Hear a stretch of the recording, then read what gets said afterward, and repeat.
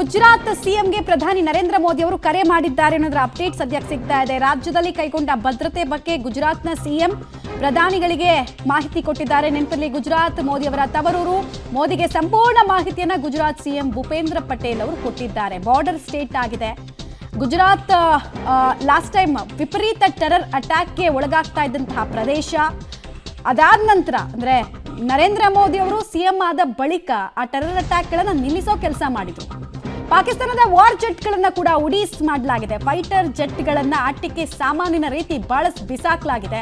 F-16, JF-17, J-10 ಎಲ್ಲಕ್ಕೂ ಕೂಡ ದಾರಿ ತೋರಿಸೋ ಕೆಲಸವನ್ನ ಭಾರತ ಮಾಡಿದೆ. ಚೀನಾ ನಿರ್ಮಿತ PL-15 ಇದನ್ನ ಯೂಶಲಿ JC-10 ವಿಮಾನದಲ್ಲಿ ಯೂಸ್ ಮಾಡ್ತಾರೆ, ಫೈಟರ್ ಜೆಟ್ ನಲ್ಲಿ ಯೂಸ್ ಮಾಡ್ತಾರೆ, ಅಥವಾ JF-17 ನಲ್ಲಿ ಯೂಸ್ ಮಾಡ್ತಾರೆ. ಅದನ್ನು ಕೂಡ ಶಾಟ್ ಡೌನ್ ಮಾಡಲಾಗಿದೆ, ಅಂದ್ರೆ ಅದನ್ನು ಧ್ವಂಸಗೊಳಿಸಲಾಗಿದೆ ಅನ್ನೋದ್ರ ಮಾಹಿತಿ ಸಿಗ್ತಾ ಇದೆ. ಇದಕ್ಕೆಲ್ಲ S-400 ಕ್ಷಿಪಣಿಗಳನ್ನ ಬಳಸಲಾಗ್ತಾ ಇದೆ. ಮತ್ತೆ ಆಂಟಿ ಏರ್ಕ್ರಾಫ್ಟ್ ಗನ್ ಅಥವಾ ಆಂಟಿ ಡ್ರೋನ್ ಗನ್ ಅಂತ L-70 ಯೂಸ್ ಮಾಡ್ತಾ ಇದೆ ಭಾರತ. ಮತ್ತೆ ರಷ್ಯಾದಿಂದ ನಾವು ಪಡ್ಕೊಂಡಿರುವಂತಹ ಶಿಲ್ಕವನ್ನ ಕೂಡ ಯೂಸ್ ಮಾಡ್ತಾ ಇದೀವಿ. ಡೀಟೇಲ್ಸ್ ಕೊಡ್ತಾರೆ, ನೇರ ಸಂಪರ್ಕದಲ್ಲಿ ಜಾಯ್ನ್ ಆಗ್ತಾರೆ ನನ್ನ ಕಲೀಗ ಅರುಣ್ ಬಡಿಗೆ.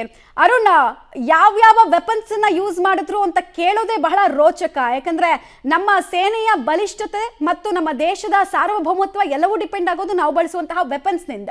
ಸೊ ಯಾವ್ಯಾವ ವೆಪನ್ಸ್ ಅನ್ನು ಯೂಸ್ ಮಾಡ್ತಾ ಇದ್ದಾರೆ, ಎಷ್ಟು ಪರಿಣಾಮಕಾರಿಯಾಗಿ ನಮ್ಮ ಏರ್ ಡಿಫೆನ್ಸ್ ಸಿಸ್ಟಮ್ ಅನ್ನ ಅಥವಾ ನಮ್ಮ ಆಕಾಶ ಮಾರ್ಗವನ್ನ, ವಾಯು ಮಾರ್ಗವನ್ನ, ಭೂಮಾರ್ಗವನ್ನ ನಾವು ಕಾಪಾಡ್ಕೊಳ್ತಾ ಇದೀವಿ ಅಂತ.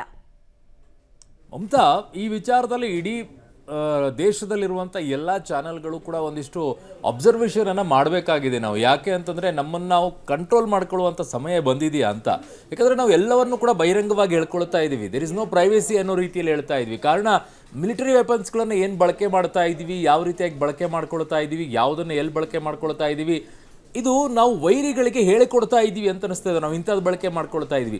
ಆಲ್ಮೋಸ್ಟ್ ಆಲ್ ಇದಕ್ಕೆ ಸರ್ಕಾರ ಏನು ಮಾಡಬೇಕಾಗಿದೆ ಅಂತಂದರೆ ಅವು ಯಾವುದನ್ನು ಕೂಡ ಹೇಳಕೂಡದು ಅನ್ನುವಂಥದ್ದನ್ನು ಕಂಡೀಷನ್ಸ್ ಹಾಕಬೇಕು. ಯಾಕೆ ಅಂತಂದರೆ ಹಿಂದೆ ನಿಮಗೆ ಕಾರ್ಗಿಲ್ ಯುದ್ಧದ ಸಂದರ್ಭದಲ್ಲೂ ಕೂಡ ಮಾಡಿರುವಂಥ ಮಿಸ್ಟೇಕ್ ಗೊತ್ತಿರ್ಬೋದು ನಿಮ್ಗೆ, ಯಾರು ಮಾಡಿದ್ರು ಅಂತೇಳಿ. ನ್ಯಾಷನಲಲ್ಲಿ ಒಬ್ಬರು ಏನು ನಡೀತಾ ಇದೆ ಏನಿಲ್ಲ ಅನ್ನುವಂಥದ್ದು ರಿಪೋರ್ಟ್ಗಳನ್ನು ತೋರಿಸುವಂಥ ಸಂದರ್ಭದಲ್ಲಿ ವೈರಿಗಳಿಗೆ ಕ್ಲಿಯರ್ ಆಗಿ ಗೊತ್ತಾಗ್ತಾ ಇತ್ತು. ಅದೇ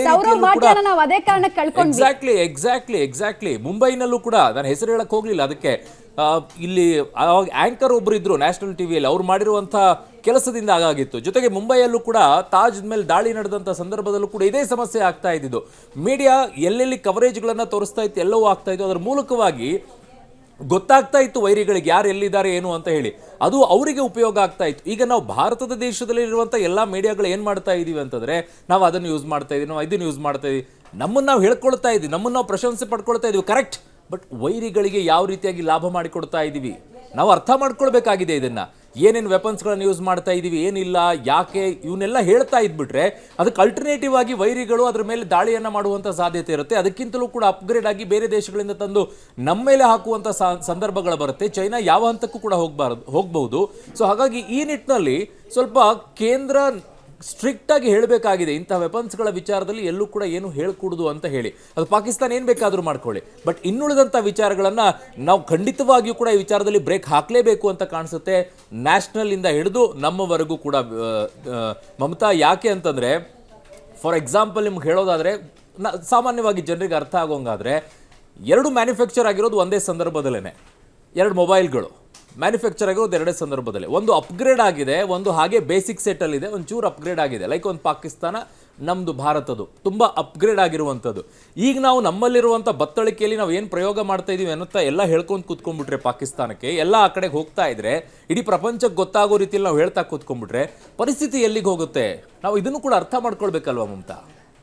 ರೈಟ್ ಅರುಣ್, ಹಾಗೆ ಸಂಪರ್ಕದಲ್ಲಿ ವಾಪಸ್ ಬಂದೆ. ಆಮೇಲೆ ಇನ್ನೊಂದು ಏನಂತ ಅಂದರೆ, ಇದೆಲ್ಲವೂ ಕೂಡ ಪ್ರೆಡಿಕ್ಷನ್ಸ್ ಅಷ್ಟೇನೆ. ನಾವು ಇದನ್ನು ಯೂಸ್ ಮಾಡಿದ್ವಿ, ಇದರ ರೇಂಜ್ ಇಷ್ಟು ಅಂತ. ಆ್ಯಕ್ಚುಲ್ ಆಗಿ ಸೇನೆಯ ಸಾಮರ್ಥ್ಯದ ವೆಪನ್ಸಲ್ಲಿ ಇನ್ನೂ ಜಾಸ್ತಿ ರೇಂಜ್ ಇರುತ್ತೆ, ಇನ್ನೂ ಜಾಸ್ತಿ ಶಕ್ತಿಶಾಲಿಯಾಗಿರುತ್ತೆ. ಅದನ್ನೆಲ್ಲ ಬಿಟ್ಕೊಡೋಕೆ ಆಗಲ್ಲ ಯೂಶಲಿ.